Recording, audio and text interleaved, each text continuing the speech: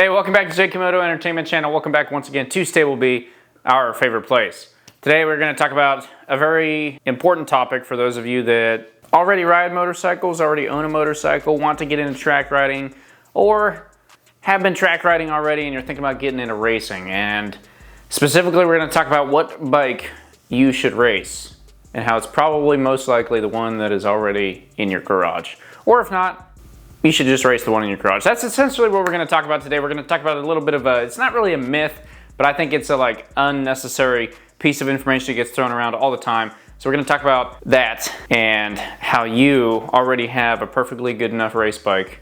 No matter what level you're at or what level that bike is at, you can race that bike. We'll talk about that here in a second. Before we get there, please click the subscribe button down below, throw a like on the video, and if you have any questions or comments throughout the video, please also throw those down below in the comment section where they belong, and I'll answer them. Let's get into the video.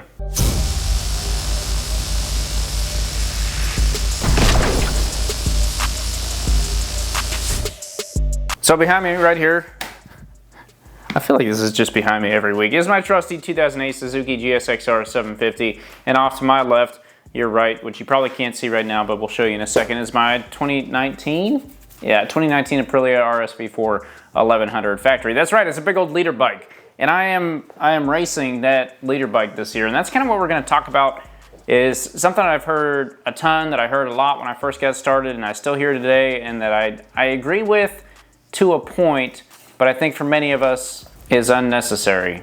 And that is the fact that you will hinder your riding trajectory. I don't know the best word to use, but essentially you're going to slow yourself down by starting on such a big bike. I hate that comment because it's true. You can learn a lot from smaller bikes, and you can learn to carry good corner speed, and they're less scary, so you learn to have to use other things and not just rely on the power going down the straight. But the other truth of the matter is that, like, most of us, or many of us anyway, are already pretty old, and our days racing motorcycles, hate to be the bearer of bad news here, but they are limited, they're numbered. And so depending on your actual want and trajectory, it might not be worth your time to go racing around on little bikes when you already have a leader bike sitting in your garage. So that's what we're gonna specifically talk about today, is that comment and how I think it's a little bit dumb and doesn't need to be said near as often as it is. Now, if you are 16 years old and you're trying to get into racing motorcycles, and you think that this is going to be a career for you, then absolutely. Go get on a small bike, learn all the tricks of the trade for the small bike, and slowly work your way up, just like the professionals do. But for most of us that are sitting in that over 20, 25 years old, got barely any hope of maybe one day privateering in Moto America, but really that's about it, and mostly just club racing. The truth is, there's plenty of other club racers out there that are just racing their leader bikes, and if you're going to privateer in Moto America, you're probably going to be on a leader bike. So you might as well get used to riding a leader bike. And it also costs a lot more money to kind of work your way through the ranks. So unless you're gonna say, hey, I need to save money overall, I'm just gonna stick to a smaller bike, by all means do that. But realistically, I don't think it's worth it to jump off the bike that you already have set up ready to go to try and learn more about racing. So as I mentioned, this is my beautiful 2019 Aprilia RSV4 1100 factory. That is a leader bike. And when I was looking at what I wanted to race, I had this bike in the garage, I had the Suzuki in the garage. The reason I went with this one, realistically, was because it was newer and had some features that I liked, and already had some things set up on it that I would need to add to the Suzuki in order to race. That being some of the chain guards and the shark fin, I think they call it, and a few other things on there. So I went with that. One of the things that I toyed around with in my head was, hey, you're gonna delay your speed, or you're gonna have trouble getting to the fastest speed. You're not gonna be able to be the fastest guy if you just go straight to racing this leader bike. You really should find a different bike to ride. In fact, even at track days before I was even talking about racing, people would tell me all the time, oh, you're gonna hinder your riding learning capability by riding such a big bike. You really need to get on something smaller. It's so much easier to learn. It kind of bugged me. It bugged me for a couple of reasons. So this video is gonna cover a couple different things. One, we're going to talk a little bit about just track days and how just take the bike that you have. Don't worry about what other people are saying about the bike you need in order to learn, and you're just going to slow yourself down. A track day doesn't have to be about becoming the fastest guy out there. It can literally just be fun. And that's something that is often misconceived in the sport, is that people that go to the track day automatically want to be fast and automatically want to start racing and want to just get as fast as they can get, as fast as they can get there. And I think it's a huge misconception, and it shouldn't be a thing at all, because turns out Steve, who's 29 years old and just bought his Ducati V4S, might just want to go see what a Ducati V4S can do on a half-mile long straight. And so he goes to Roebling Road or the Ridge Motorsports Park or UMC with a perimeter and says, hey, let's see what she can do. And he gets to go do that. And that's awesome. The rest of the track, who knows if Steve is any good or not? Who cares if Steve is any good or not? Steve got to go ride his bike to a lot higher capacity than he could legally on the road in a lot safer place than he could on the road. I don't think there's anything wrong with that. And then the flip side of that too is, like, when someone does decide to start racing, realistically, where is this gonna go? Most of the people that are at the track doing track days aren't gonna go race in MotoGP one day. So if they're giving you advice on how you should set up your racing career, it might not be the best person to get advice from.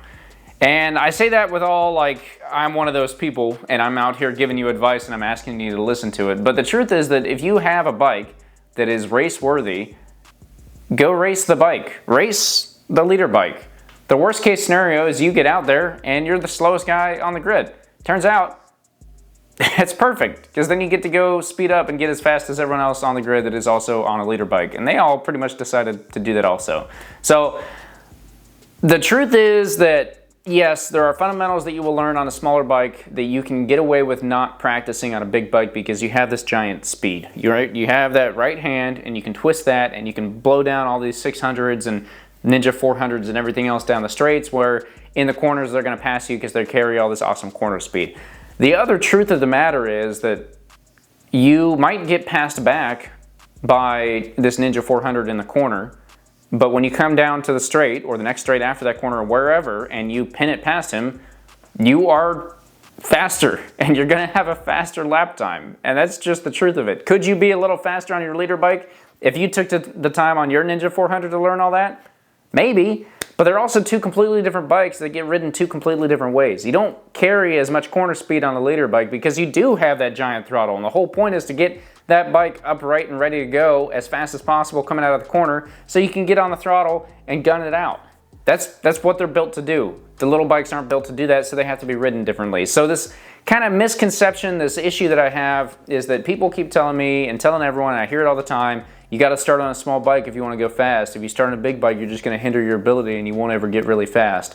One, you'll get fast. If you get on a grid and you start racing, you'll get fast. And two, they're two different bikes, two different riding styles, and it has a lot more to do with you and how non-scared you are than the type of machinery that's underneath you.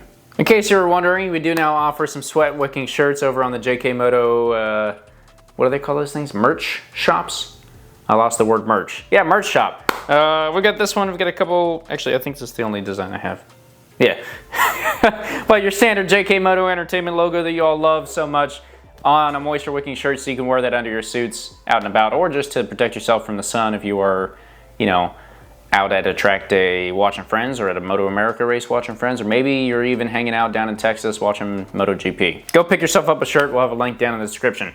But beyond that, we gotta finish up this chat about leader bikes and how I really think you should just race the leader bike. The truth is that you will probably, okay, let me rephrase. You could possibly hinder your ability to go faster if you don't take the time to learn the skills you need on the smaller bike. But you can also absolutely still learn those skills on a bigger bike. It's just easier on the smaller bike. They're lighter weight and you have to use them if you want to win races. So if you go race the smaller bike, you're going to learn to do things. You're going to learn, like, I got to carry the corner speed or I just never win. The same is true on a leader bike. Realistically, you can't just go into a leader bike and stop in the corner, get off the bike, turn it to the other direction and get back on and use that power to power out, because everyone else that you're racing, turns out, is also on a leader bike. So you're going to still have to learn those skills.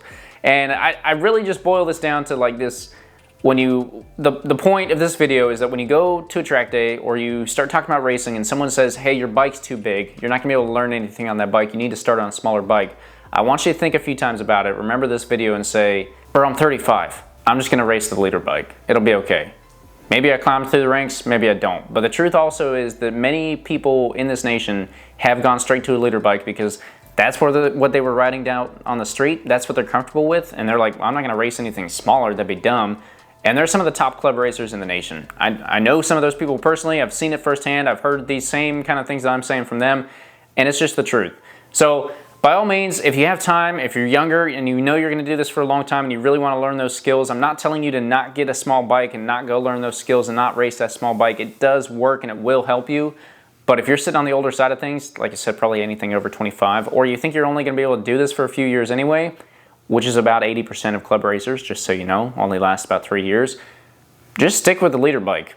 The only other caveat I will tell you that goes against everything that I've said so far is that smaller bikes are cheaper.